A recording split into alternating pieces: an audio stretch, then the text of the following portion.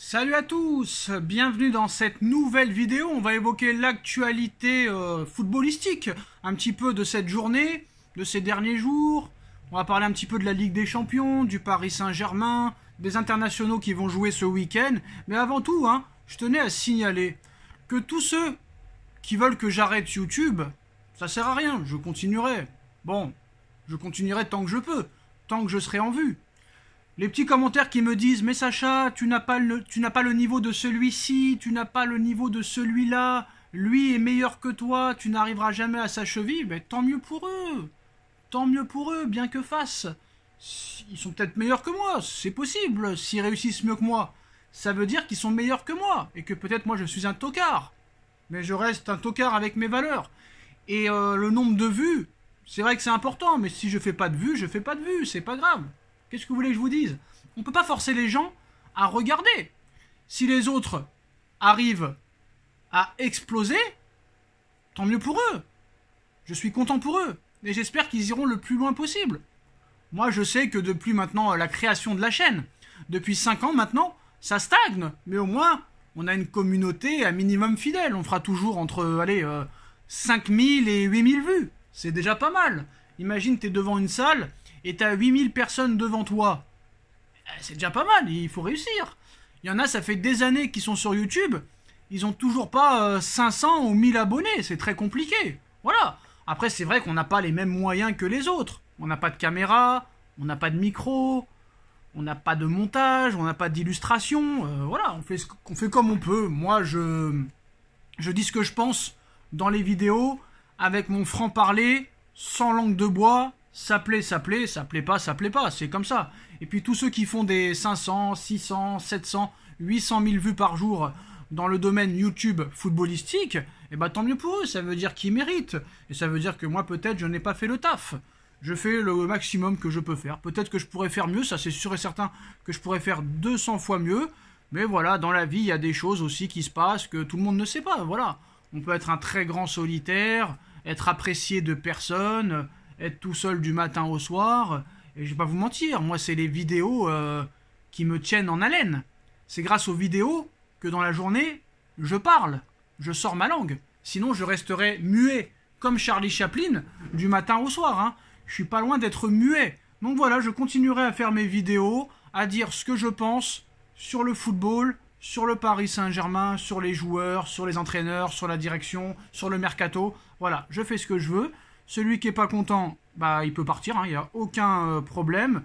Ce n'est pas une obligation de regarder mes vidéos. En tout cas, je remercie tous ceux très clairement qui me suivent, même s'il n'y en a pas beaucoup. Mais voilà, c'est comme ça, et ça se trouve dans une autre vie, j'aurais pu réussir. Voilà, malheureusement, on stagne, c'est comme ça. Puis je pense que l'été dernier, on a quand même fait une vidéo à 521 000 vues. Nono a fait une vidéo à 721 000 vues, je pense pas qu'il y ait grand monde qui l'ait fait. Même si eux, ils le font souvent par jour. C'est vrai qu'il y a des mecs qui font 200, 300, 400 000 vues par jour. Tant mieux pour eux, ils méritent. S'ils ont ce nombre de vues-là, c'est qu'ils méritent. Qu'on me traite de tocard, c'est possible. Je suis peut-être un tocard, sûrement que je suis un tocard. Parce que si je n'étais pas un tocard, peut-être qu'à l'heure actuelle, je serais dans ma maison avec piscine, jacuzzi, terrain de tennis, terrain de basket, terrain de football, salle de gym, salle de cinéma, au Brésil par exemple. Mais voilà, on est dans notre petit studio à faire des vidéos. Bon ben voilà, ceux qui me traitent de clochard, ceux qui pensent que je suis un clochard, que ce soit la communauté, que ce soit la famille, que ce soit les connaissances, tout ça, si je suis un tocard, je suis un tocard. Et ben voilà, bah très bien. Sacha le tocard, pas de soucis, mais on continuera quand même à débriefer les matchs, à parler de l'actualité du football, tant qu'on sera en vie. Ça c'est sûr et certain. On n'arrêtera pas, je n'arrêterai pas. Et même si tous ils veulent m'abandonner, qu'ils m'abandonnent. Vous savez comme on dit, au sommet on est toujours seul. Même si au sommet encore, on l'a pas atteint le sommet. Et on est très loin de l'atteindre. Mais voilà, très clairement, on fait le maximum et ça plaît pas. Très clairement. Bon voilà. Alors, bon, Kylian Mbappé capitaine ce soir, Dembélé et Lucas Hernandez seront titulaires contre l'Irlande, voilà. Marco Verratti va quitter le Paris Saint-Germain dans les prochains jours pour Al Arabi, montant du transfert entre 45 et 50 millions d'euros. Donc ça, c'est pas mal aussi. Alors Keylor Navas va rester au Paris Saint-Germain. Keylor Navas sera officiellement la doublure de Donnarumma. Et attention, Donnarumma, hein, s'il ne fait pas le boulot, on connaît Lucho, on connaît Luis Enrique. Il est possible que Luis Enrique mette Keylor Navas si bien sûr Donnarumma n'est pas au niveau. Alors Marco Verratti est actuellement présent à Doha pour signer son contrat. Marco Verratti va quitter le Paris Saint-Germain, hein, sauf retournement de situation. Le joueur a accepté le principe d'un transfert à Al Arabi au Qatar, accord trouvé. Des points restent à régler, mais le départ est plus proche que jamais maintenant, après 11 ans de loyaux services. Donc voilà, monsieur Marco Verratti va nous quitter et le Paris Saint-Germain définitivement va passer à autre chose. Alors on a vu aussi que des clubs turcs et des clubs portugais accordent un intérêt très sérieux à Danilo Pereira. Bon voilà, moi je vais pas vous mentir, déjà au milieu de terrain c'est compliqué, Marco Verratti ne sera pas remplacé, il faut garder Danilo. Ça c'est une certitude, on ne peut pas s'en passer, parce qu'avec le nombre de milieux de terrain qu'on a, c'est le point d'interrogation cette année. Hein. Très clairement c'est le point d'interrogation, le milieu de terrain. Alors Luis Enrique a exprimé sa satisfaction en privé concernant la décision de Navas de rester à Paris jusqu'à la fin de son contrat. Il apprécie particulièrement son style de jeu, notamment sa qualité de jeu au pied, un aspect crucial pour Luis Enrique. Plus que jamais, il dispose de deux options. Hein. Deux options, j'ai remarqué, pour chaque position. Et c'est très bien aussi d'avoir deux gardiens de très haut niveau, voire maintenant 3 gardiens même. Alors Warren Zaïre-Emery, âgé seulement de 17 ans, capitaine de l'équipe de France Espoir, hein, qui s'est imposé 3-0 aujourd'hui. Ça commence bien pour les hommes de Thierry Henry. Nasser Al-Khelaifi qui nous dit « Moi aussi, je suis heureux de voir jouer le Paris Saint-Germain en ce moment.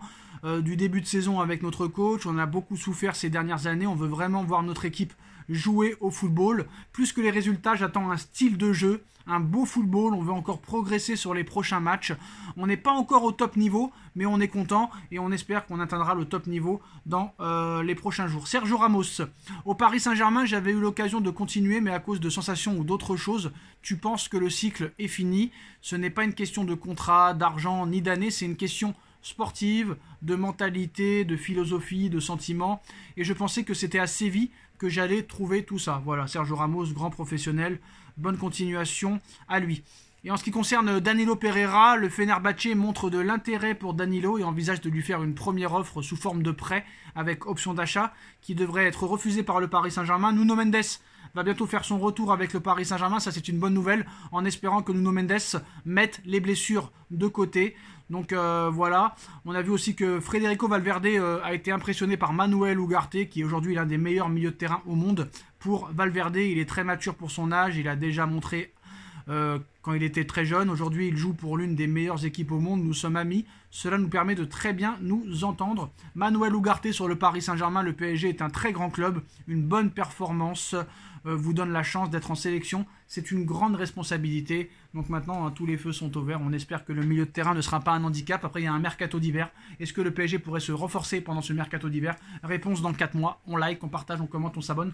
Et on se retrouve très vite pour une nouvelle vidéo. Tchuss!